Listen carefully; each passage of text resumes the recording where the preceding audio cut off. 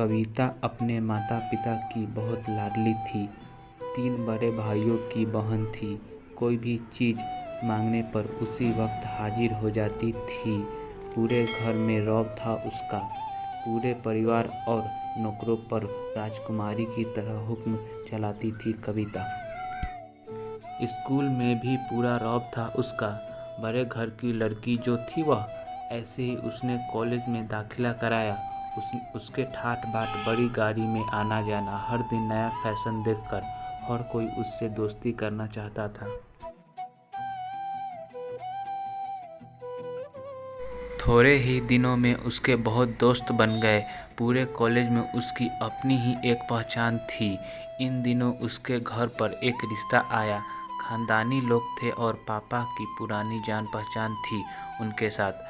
कविता के साथ कोई ज़बरदस्ती नहीं थी, पर कविता ने फिर भी हाँ कर दी, क्योंकि वह अपने परिवार से बहुत प्यार करती थी। वह जानती थी कि वह लोग उसका अच्छा ही सोचेंगे। लड़के का नाम राजा था। राजा काफ़ी पढ़ा लिखा और समझदार था। ससुराल वालों भी बहुत अच्छे थे। ससुराल में कविता की जगह वैसी ही थी जैसे मायके में। कोई कार्य कविता की सलाह के बिना नहीं होता था। सबकी लाडली बहुत बन गई थी वह। फिर उसके घर एक बेटे का जन्म हुआ। राहुल कविता को जान से प्यार करता था। पोता पाकर ससुराल वालों तो फूल ही नहीं समाते थे। कविता कभी कभी सोचती थी कि किस्मत कितनी अच्छी है। उसका हर अपना उसे कितना प्यार करता है। चाहे जीवन में जैसी भी समय आए, मेरे अपने हमेशा मेरे साथ है। मैं कभी अकेली नहीं हो सकती। कितनी खुशकिस्मत हूँ मैं। पर शायद कविता की खुशियों को उसकी अपनी ही नज़र लग गई थी। एक दिन वह मायके जाने की जिद कर बैठी।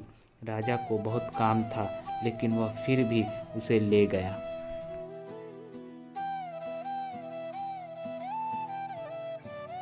रास्ते में उनकी गाड़ी अन्य गाड़ी से टकरा गई। कविता, राजा और राहुल बहुत बुरी तरह से जख्मी हो गए। काफ़ी दिनों के इलाज के बाद राजा और राहुल तो ठीक हो गए, लेकिन कविता पूरी तरह से ठीक न हो सकी। सर पर चोट लगने के कारण अपनी आँखों की रोशनी खो बैठी। अब कविता की किस्मत जैसी उल्टे पांव चलने लगी। मायके वाले भी कुछ दिनों तक उसे मिलने आते रहे। फिर कभी कभार फ़ोन करके पूछ लेते अब कैसी हो। धीरे धीरे ये सिलसिला भी कम हो गया। ससुराल वालों की सहानुभूति भी कम होने लगी। घर में किसी के पास बैठने के लिए कहती तो जवाब मिलता, बहुत काम है, अब तुम भी हाथ नहीं बटा सकती। राजा भी चिड़चिड़ा हो गया था। बस राहुल ही था उसके साथ, जिसके साथ वो हंसते खेलते उसका वक्त गुजरता। एक दिन कविता के हाथ से कुछ सामान गिर गया। उसकी वजह से राहुल को हल्की चोट लग गई। कविता के साथ ससुराल राहुल को उससे अलग कर दिया कि कहीं उसके ना देखने की वजह से बच्चे को कोई नुकसान ना हो जाए।